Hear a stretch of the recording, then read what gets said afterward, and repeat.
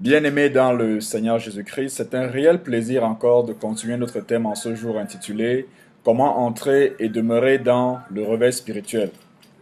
Dans notre dernier enseignement, nous avons vu que lorsque le Seigneur envoie le réveil spirituel, il y a un temps, il y a un moment que Dieu fixe afin de pouvoir ramener la vie dans l'esprit d'un chrétien qui a rétrogradé, afin de pousser celui-ci à retourner à la parole de Dieu et à la centralité de la parole de Dieu et à bâtir le temple de Dieu.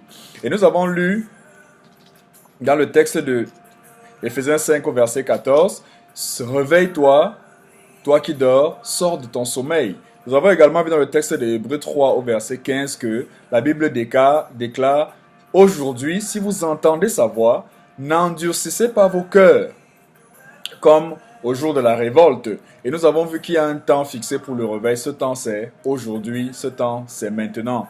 Lorsque tu vas à l'église, que tu écoutes la parole du Seigneur et que le Seigneur t'interpelle à retourner à lui, lorsque tu écoutes les vidéos, les audios, les messages bibliques, les louanges qui t'interpellent à te repentir, à retourner vers le Seigneur, ce temps-là, c'est le temps de ton réveil spirituel. C'est le moment que Dieu a fixé pour te restaurer à ton amour pour lui.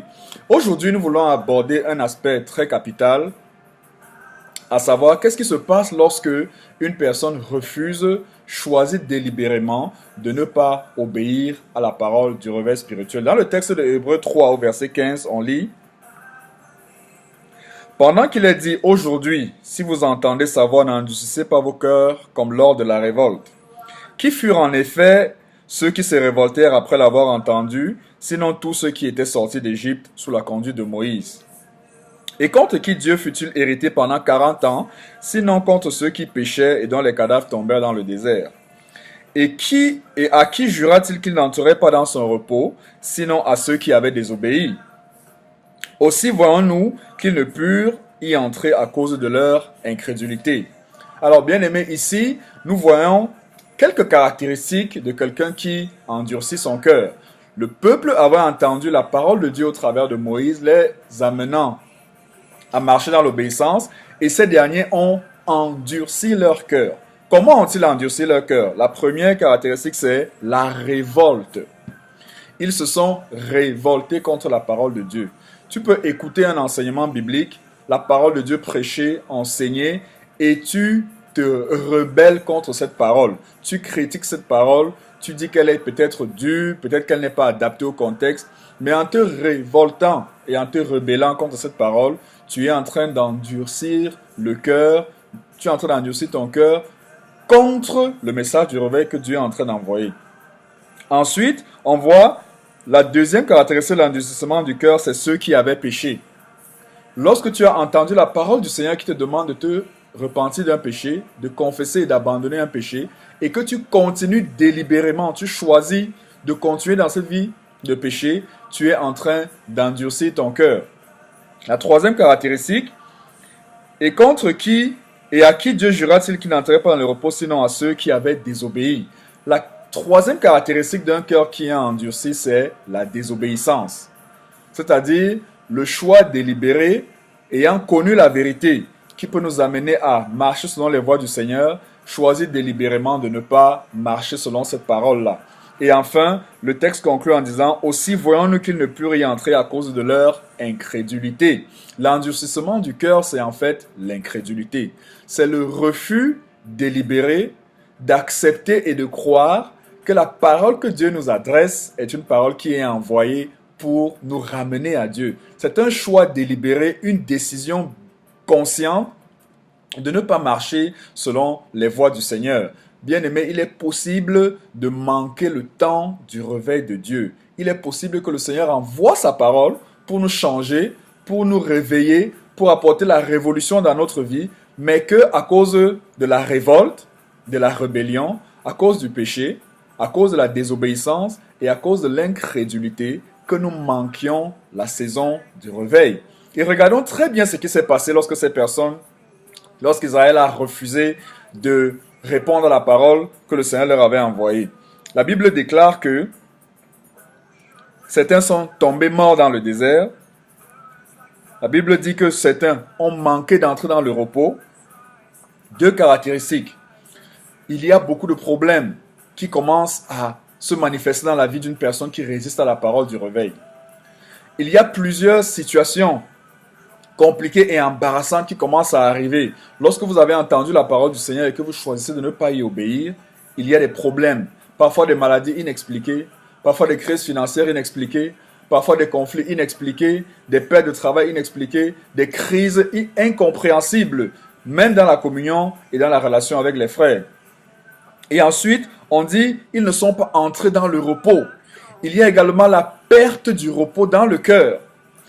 On peut être très bien habillé, avoir une très belle maison, avoir une très belle voiture, mais lorsqu'on a refusé d'obéir à la parole du Seigneur, on n'a pas de repos. On dort la nuit et on se réveille en sursaut, on panique, on a peur, on se dit que des catastrophes vont nous arriver. Nous sommes dans une atmosphère de perte de repos intérieur parce que nous avons refusé d'obéir à la parole du Seigneur. Nous allons voir dans l'Ancien Testament l'exemple d'une autre personne qui a endurci son cœur et comment Dieu a agi vis-à-vis de cette personne. Il s'agit dans Exode chapitre 7, il s'agit de l'exemple de Pharaon. Nous voyons dans Exode chapitre 7, 10 déroulements de situations où Pharaon a endurci son cœur. Il a en fait tellement endurci son cœur que à la cinquième fois où il a endurci son cœur, la 6e fois, il a écrit « L'Éternel endurcit le cœur de Pharaon ». Lisons. Exode chapitre 7, verset 13. Je ne vais pas relire toute l'histoire parce que nous sommes familiers à l'histoire. Vous pourrez lire Exode chapitre 7 jusqu'à Exode chapitre 14, où Moïse envoya Dieu vers Pharaon afin que Pharaon puisse libérer son peuple d'Israël pour qu'ils aillent le servir. Et Moïse va vers Pharaon et lui adresse la parole du Seigneur qui dit « Libère mon peuple ». Alors, regardez les réactions de Pharaon. Exode 7, verset 13. Le cœur de Pharaon s'endurcit et il n'écouta point Moïse et Aaron selon ce que l'Éternel avait dit. Exode 7, verset 22, la 2e fois où il endurcit son cœur. Le cœur de Pharaon s'endurcit et il n'écouta point Moïse et Aaron selon ce que l'Éternel avait dit. Pharaon s'en retourna et alla dans sa maison et il ne prit pas même à cœur ces choses. Donc la première fois il a endurci son cœur, il refuse d'écouter Dieu. La 2e fois il a endurci son cœur et il ne prend pas à cœur ce que Moïse lui a dit. Ça voudrait dire que tu peux écouter la parole du Seigneur, tu es incrédule, tu continues dans ta vie de péché, mais la 2e fois où tu endurcis ton cœur, tu commences à ne plus prendre au sérieux ce que la Bible dit. Tu commences à ne plus prendre au sérieux les enseignements bibliques. Tu peux être même assis à l'église, le pasteur enseigne, et quand tu rentres à la maison, tu dis « Ah, je m'en fous. Ce que ce pasteur enseigne, ce sont des conneries. » La 3e fois, Exode chapitre 8, verset 11. Pharaon, voyant qu'il y avait du relâche, endurcit son cœur et il n'écouta point Moïse et Aaron. Vous voyez, le refus d'écouter. La Bible dit, si tu entends sa voix, n'endurcis pas ton cœur, comme ceux qui ont refusé d'écouter. Si tu entends sa voix. Exode 8, verset 15. Le cœur de Pharaon s'endurcit et il n'écouta point Moïse. Là, nous sommes à la 4e fois. Exode 8, verset 28. Mais Pharaon, cette fois encore, endurcit son cœur et il ne laissa point aller le peuple d'Israël. Cette fois-ci, à la 5e fois, après avoir endurci son cœur en refusant d'écouter, après avoir endurci son cœur en ne donnant plus son cœur pour prêter attention à la parole de Dieu, et après avoir continué de refuser d'écouter ce que la Bible dit, d'écouter ce que les enseignements de Dieu disent, maintenant il refuse de poser des actes, il refuse de prendre des décisions. Bien aimé, il y a un niveau d'endurcissement où nous refusons de prendre un acte délibéré qui va nous aider à marcher avec le Seigneur. Alors, regardons au verset 12 de Exode chapitre 9. Lisons. L'Éternel endurcit le cœur de Pharaon. L'Éternel endurcit le cœur de Pharaon. Et Pharaon n'écouta point Moïse et Aaron selon ce que l'Éternel avait dit à Moïse. À la 5e fois où Pharaon a endurci son cœur, la 6e fois Dieu est intervenu. C'est un peu effrayant parce qu'ici on se rend compte qu'à un moment, quand nous nous endurcissons tellement notre cœur, Dieu dit, comme tu ne veux pas écouter ma parole, comme tu refuses de retourner à moi, je vais moi-même t'empêcher de pouvoir obéir à la parole de Dieu. Je vais moi-même endurcir ton cœur. La 7e fois, on voit que Pharaon continue d'endurcir son cœur. Il est dit, le cœur de Pharaon s'endurcit et il ne laissa point aller les enfants d'Israël. Nous sommes là dans Exode chapitre 9 au verset 35. Dans Exode 10 au verset 20, on lit, l'Éternel endurcit le cœur de Pharaon et Pharaon ne laissa pas aller les enfants d'Israël. L'Éternel endurcit. Au verset 27, on lit, l'Éternel endurcit le cœur de Pharaon et Pharaon ne voulut point laisser aller. Alors, à la 9e fois, quand Dieu endurcit le cœur de Pharaon, quelque chose se passe. La volonté devient paralysée. Il y a un niveau. Quand vous manquez la volonté, vous manquez la puissance, vous manquez l'aptitude de prendre la décision. Ça voudrait dire que c'est un niveau un peu plus poussé. Et nous verrons à la 10e fois dans Exode 14 au verset 4, Dieu dit ceci. J'endurcirai le cœur de Pharaon et il les poursuivra. Mais Pharaon et toute son armée serviront à faire éclater ma gloire. Et les Égyptiens sauront que je suis l'Éternel. Et les enfants d'Israël firent ainsi. À la 10e fois, Dieu dit à Moïse ceci, je vais endurcir le cœur de Pharaon et il va prendre une mauvaise décision. Il va prendre une décision qui va faire qu'il va vous poursuivre dans le désert.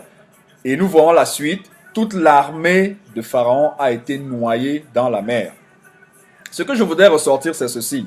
Il est possible qu'un chrétien refuse d'obéir à la parole du Seigneur, qu'il choisisse tellement d'endurcir son cœur qu'à un niveau, le Seigneur décide d'abandonner la personne. Si vous avez lu l'Ancien Testament, l'histoire d'Israël et de Dieu, vous remarquerez que chaque fois qu'Israël endurcissait son cœur et refusait d'obéir à Dieu, la Bible dit que Dieu abandonnait son peuple et laissait son peuple traverser parfois des crises, des situations difficiles, afin que lorsqu'ils arrivent au bord des calamités, qu'ils puissent crier au Seigneur et dire, Seigneur, viens à notre secours.